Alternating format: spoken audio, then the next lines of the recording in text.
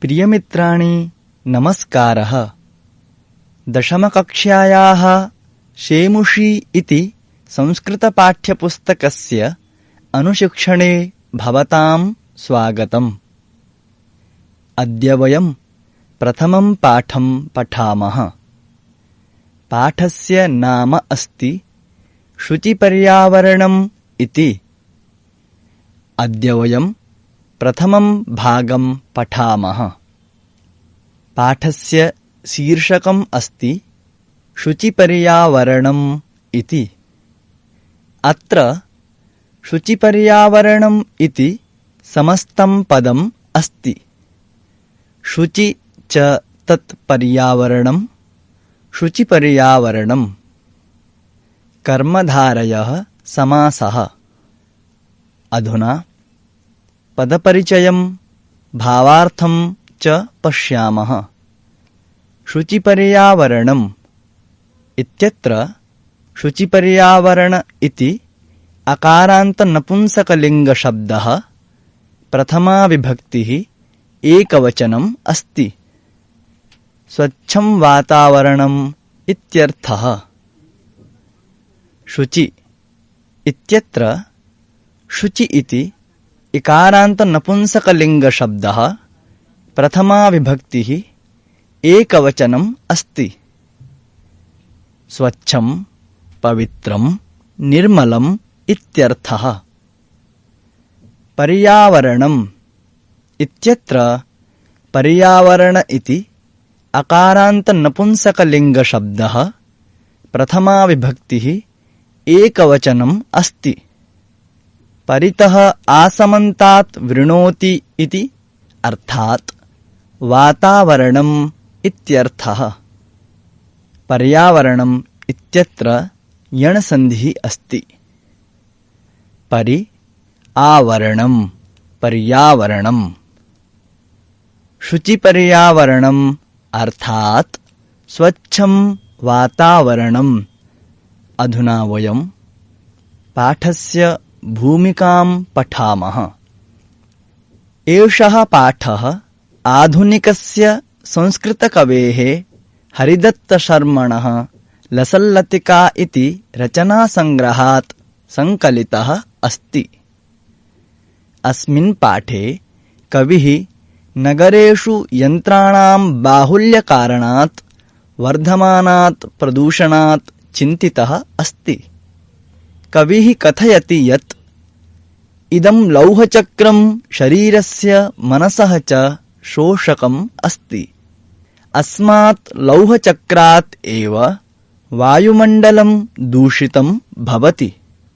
कविः महानगरीयजीवनात् सुदूरं नदीतीरं प्रति, वृक्षसमूहं प्रति, लताकुञ्जं प्रति, पक्षिकुलकलरवकूजितं प्रति, वनप्रदेशं प्रति च गन्तुम् इच्छति। अधुना पाठस्य वाचनं कुर्मः।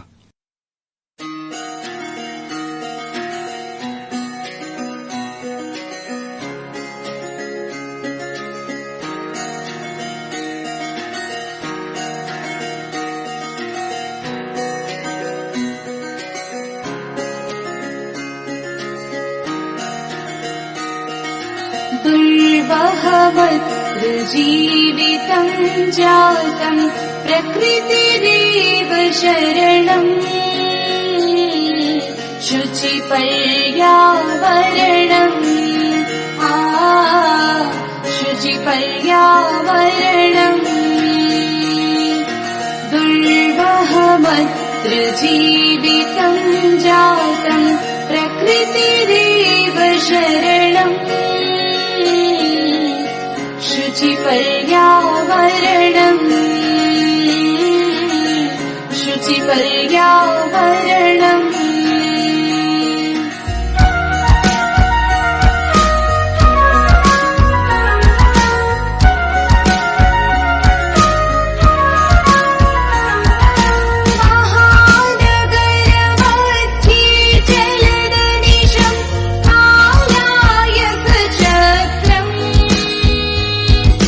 मनः शोषयत् तनुः पीषयत् भ्रमति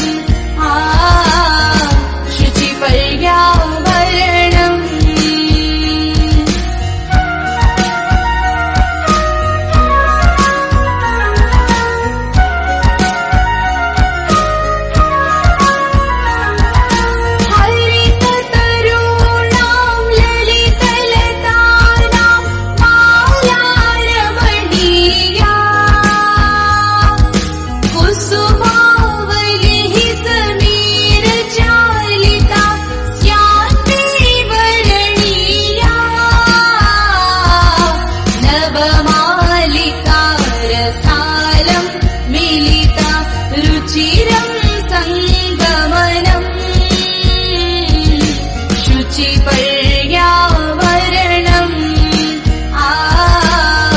शुचिपर्यावरणम्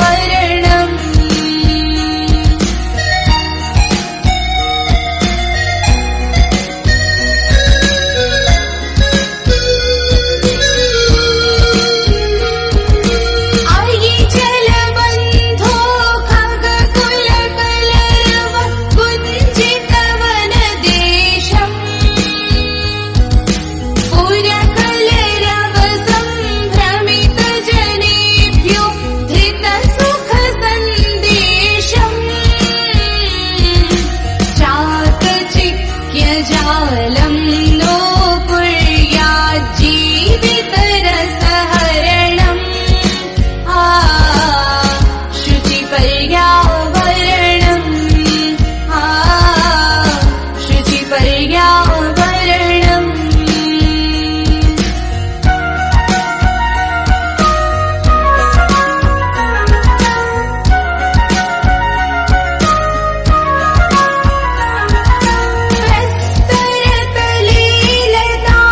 प्रस्तरतलीलतातरुगुल्मा नो भवन्तु पिष्टाः पाषाणी सभ्यतानि सर्गे स्यात्तसमाविष्टाः मानवाय जीवनं कामये नो जीवन् मरणम् शुचिपर्यावरणम् शुचिपर्यावरणम् दुर्वहमत्र जीवितं जातं प्रकृतिरेव शरणम् शुचिपर्यावरणम् शुचिपर्यावरणम् शुचिपर्यावरणम् शुचिपर्यावरणम्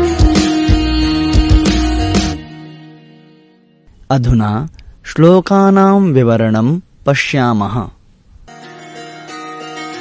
दुर्वहमत्र जीवितं जातं प्रकृतिरेव शरणम्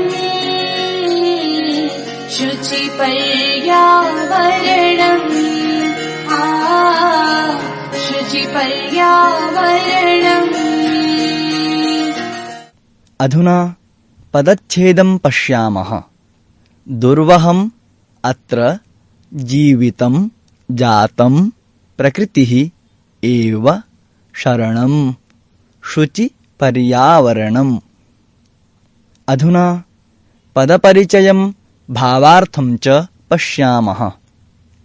दुर्वहम् इत्यत्र दुर्वह इति अकारान्तनपुंसकलिङ्गशब्दः प्रथमा विभक्तिः एकवचनम्। एतत् पदं विशेषणम् अस्ति। कष्टकरम् इत्यर्थः। दुःखेन वहति इति दुर्वहम् उपपदतत्पुरुषः समासः अस्ति। अत्र सप्तम्यर्थबोधकम् अव्ययम् अस्ति। अर्थात् एतेषु महानगरेषु जीवितम् इत्यत्र जीवित इति अकारान्तनपुंसकलिङ्गशब्दः प्रथमा विभक्तिः एकवचनम् अस्ति। एतत् पदं विशेष्यम् अस्ति। जीवनम् इत्यर्थः। जीवितम् इत्यत्र जीव धातुः क्तप्रत्ययः अस्ति। जातम् इत्यत्र जात इति अकारान्तनपुंसकलिङ्गशब्दः प्रथमा विभक्तिः एकवचनम् अस्ति। अभवत् इत्यर्थः। जातम् इत्यत्र जन्धातुः क्तप्रत्ययः अस्ति। प्रकृतिरेव इत्यत्र सन्धिविच्छेदः अस्ति। प्रकृतिः एव इति अत्र विसर्गसन्धिः अस्ति।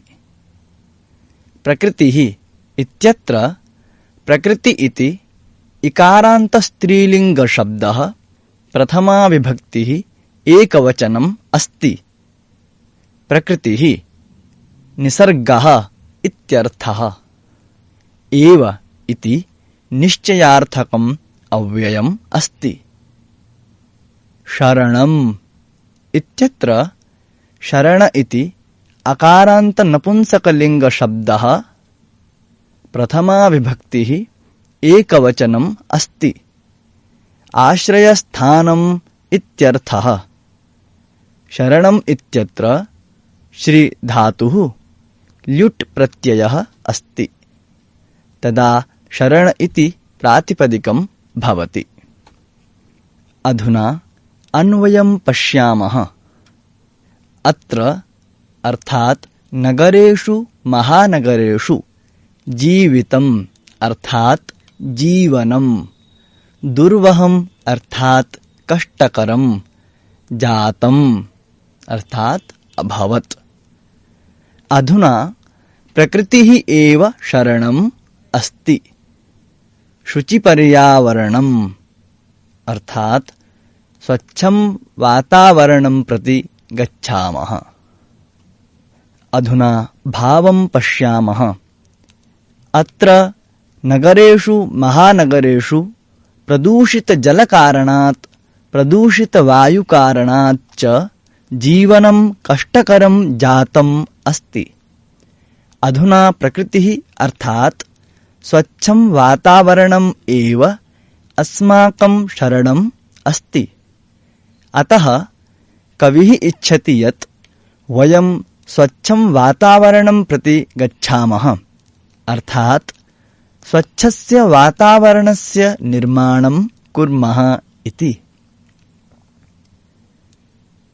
अधुना वयं भावावबोधनं पश्यामः।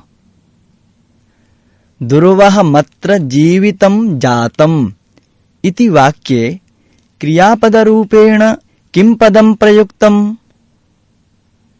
दुर्वहमत्र जीवितं जातम् इति वाक्ये जातम् इति पदं क्रियापदरूपेण प्रयुक्तम्। दुर्वहम् अर्थात् कष्टकरम्, जातम् अर्थात् अभवत्। शुचिपर्यावरणम् अर्थात् स्वच्छं वातावरणम्। किं कष्टकरम् अभवत्?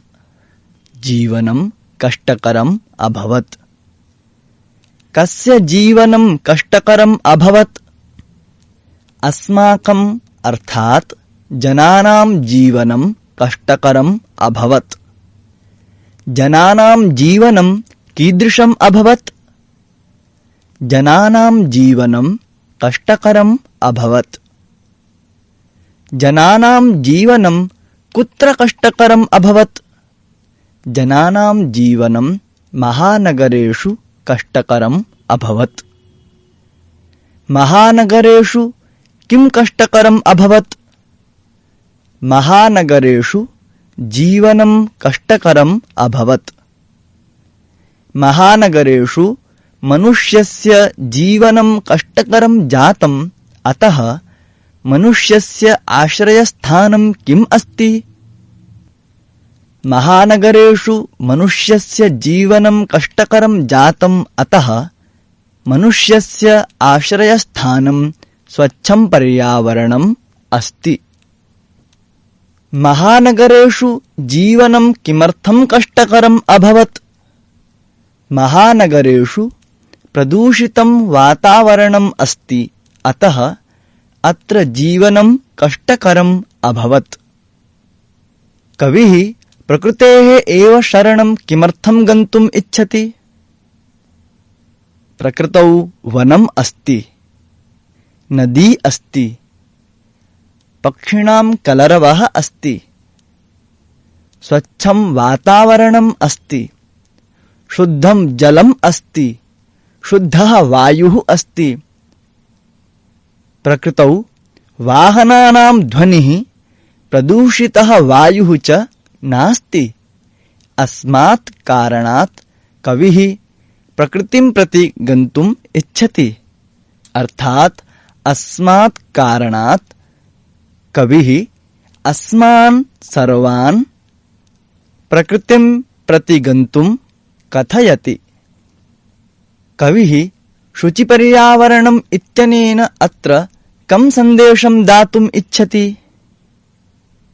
कविः शुचिपर्यावरणम् इत्यनेन अत्र सन्देशं दातुम् इच्छति यत् वृक्षारोपणं कर्तव्यम्, सर्वत्र स्वच्छतायाः विषये अवधानं दातव्यम्, आवश्यकतां विना यानानि न चालनीयानि, तादृशस्य वस्तुनः प्रयोगः न करणीयः येन वातावरणं दूषितं भवेत् इति। स्वच्छं वातावरणम् इत्यनेन कवेः कः अभिप्रायः अस्ति? स्वच्छं वातावरणम् इत्यनेन कवेः अभिप्रायः अस्ति यत् वयं सर्वे अपि स्वच्छस्य वातावरणस्य निर्माणं कुर्मः, तेन वयं सर्वदा अपि स्वच्छे वातावरणे वासं कर्तुं शक्नुमः इति। अधुना प्रथमं श्लोकं पश्यामः।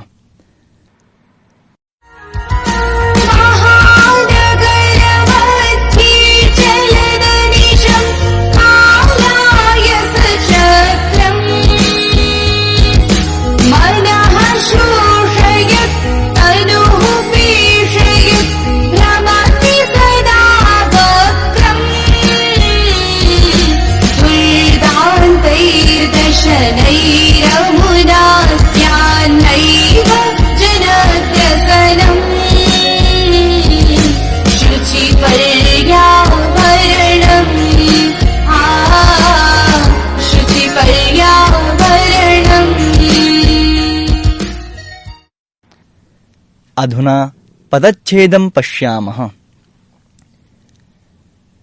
महानगरमध्ये चलत् अनिशं कालायसचक्रं मनः शोषयत् तनुः पेषयत् भ्रमति सदा वक्रं दुर्दान्तैः दशनैः अमुना स्यात् न एव जनग्रसनम्। अधुना पदपरिचयं भावार्थं च पश्यामः। महानगरमध्ये इत्यत्र महानगरमध्य इति अकारान्तपुल्लिङ्गशब्दः सप्तमी विभक्तिः एकवचनम् अस्ति। महानगराणां मध्ये इत्यर्थः।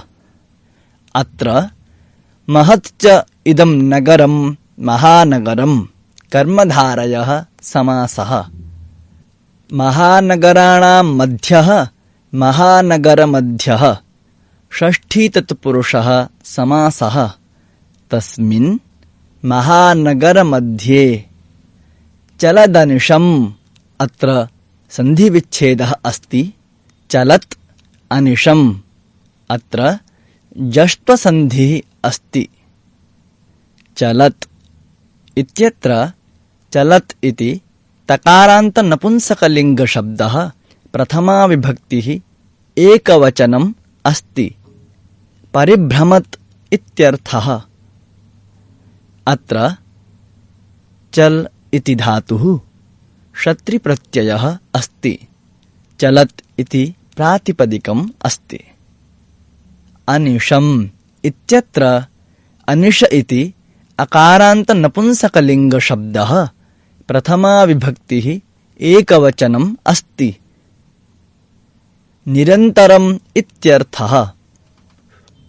न विद्यते निशा यस्य तत् अनिशम् अत्र नय बहुव्रीहिः समासः अस्ति। कालायसचक्रम् इत्यत्र कालायसचक्र इति अकारान्तनपुंसकलिङ्गशब्दः प्रथमा विभक्तिः एकवचनम् अस्ति। लौहचक्रम् इत्यर्थः। कालायसस्य चक्रम् कालायसचक्रम् षष्ठी तत्पुरुषः समासः। मनः इत्यत्र मनस् इति सकारान्तनपुंसकलिङ्गशब्दः प्रथमा विभक्तिः एकवचनम् अस्ति। चित्तम् इत्यर्थः मनः इत्यर्थः। शोषयत् इत्यत्र शोषयत् इति तकारान्तनपुंसकलिङ्गशब्दः प्रथमा विभक्तिः एकवचनम् अस्ति। शोषणं कुर्वत् इत्यर्थः। अत्र शोषि इति धातुः शत्रिप्रत्ययः अस्ति। शोषयत् इति प्रातिपदिकम् अस्ति। तनुः इत्यत्र तनु इति उकारान्तस्त्रीलिङ्गशब्दः प्रथमा विभक्तिः एकवचनम् अस्ति। शरीरम् इत्यर्थः। पेषयत् इत्यत्र पेषयत् इति तकारान्तनपुंसकलिङ्गशब्दः प्रथमा विभक्तिः एकवचनम् अस्ति। पेषणं कुर्वत् इत्यर्थः। अत्र पेषि इति धातुः शत्रिप्रत्ययः अस्ति। पेषयत् इति प्रातिपदिकम् अस्ति। भ्रमति इत्यत्र भ्रम इति परस्मैपदी धातुः कर्तरि लट् लकारः प्रथमपुरुषः एकवचनम् अस्ति। भ्रमणं करोति इत्यर्थः। सदा इति अव्ययपदम् अस्ति। सर्वस्मिन् काले इत्यर्थः। वक्रम् इत्यत्र वक्र इति अकारान्तनपुंसकलिङ्गशब्दः प्रथमा विभक्तिः एकवचनम् अस्ति। तिर्यक् इत्यर्थः।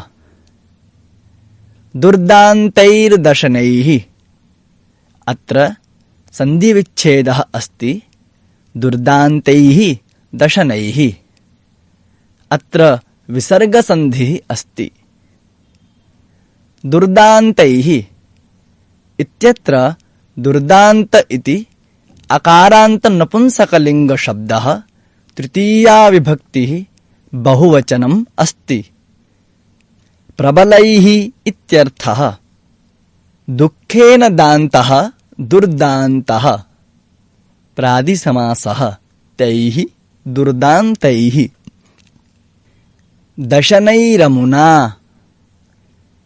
अत्र सन्धिविच्छेदः अस्ति। दशनैः अमुना अत्र विसर्गसन्धिः अस्ति। दशनैः इत्यत्र दशन इति अकारान्तनपुंसकलिङ्गशब्दः तृतीया विभक्तिः बहुवचनम् अस्ति। दन्तैः इत्यर्थः। अमुना इत्यत्र अदस् इति सकारान्त सर्वनामनपुंसकलिङ्गशब्दः तृतीया विभक्तिः एकवचनम् अस्ति। अर्थात् अनेन चक्रेण इत्यर्थः। स्यान्नैव अत्र सन्धिविच्छेदः अस्ति। स्यात् न इति स्यान्न इति सन्धियुक्तं पदम्। अत्र अनुनासिकसन्धिः अस्ति।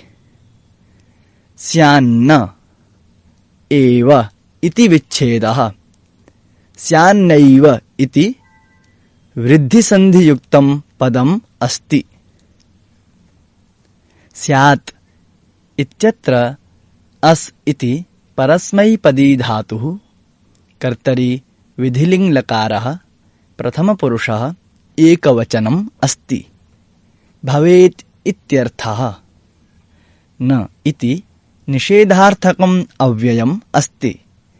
एव इति निश्चयार्थकम् अव्ययम् अस्ति। जनग्रसनम् इत्यत्र जनग्रसन इति अकारान्तनपुंसकलिङ्गशब्दः प्रथमा विभक्तिः एकवचनम् अस्ति। जनानां ग्रसनम् इत्यर्थः। अत्र जनानां ग्रसनं जनग्रसनम् इति षष्ठीतत्पुरुषः समासः अस्ति। अधुना अस्य श्लोकस्य अन्वयं पश्यामः।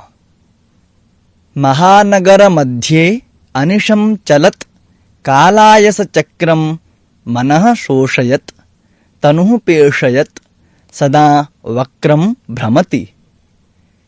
अमुना चक्रेण दुर्दान्तैः दशनैः जनग्रसनं न एव स्यात्। अधुना भावं पश्यामः। महानगरेषु निर्बाधगत्या यन्त्राणि यानानि च चलन्ति। एतानि यन्त्राणि यानानि च मनसः शोषणं कुर्वन्ति, शरीरस्य पेषणं कुर्वन्ति, सर्वदा वक्रगत्या भ्रमन्ति च। एतेषां यानानां चक्राणां च प्रबलैः दशनैः जनग्रसनं यथा न स्यात् तथा आचरणं करणीयम्। अतः कविः स्वच्छं वातावरणं प्रति गच्छेम इति वदति। अधुना भावावबोधनं पश्यामः। कालायसचक्रम् अर्थात् यानानि यन्त्राणि च महानगरेषु निरन्तरं वक्रतया यानानि यन्त्राणि च चलन्ति। यानानि यन्त्राणि च कथं चलन्ति? यानानि यन्त्राणि च वक्रतया चलन्ति। यानानि यन्त्राणि च वक्रतया कुत्र चलन्ति?